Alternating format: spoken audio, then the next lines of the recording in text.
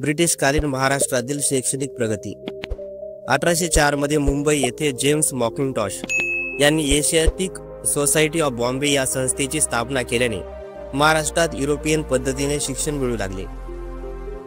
1805 मध्ये doctor carry यांनी इंग्रजी भाषेत मराठी भाषेचे व्याकरण व सेंट मॅथ्यू ही पुस्तके लिहिली। लॉर्ड एल्फिन्स्टन यांनी 1821 साली पुण्यात संस्कृत कॉलेज सुरू केले होते, त्याचेच पुढे पुना कॉलेजमध्ये रूपांतर। 1823 मध्ये मुंबईचे गव्हर्नर जनरल लॉर्ड एल्फिन्स्टन यांनी मुंबई व पुणे येथे इंग्रजी शाळा सुरू केल्या।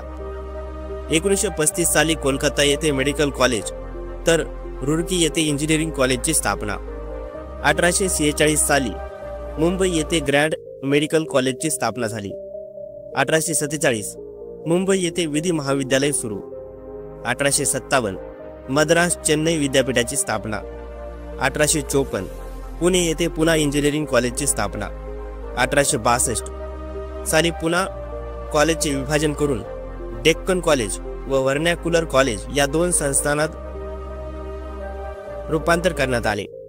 डेक्कन कॉलेज इंग्रजी शिक्षणासाठी तर व्हर्नॅक्युलर कॉलेज मराठी शिक्षणासाठी होते।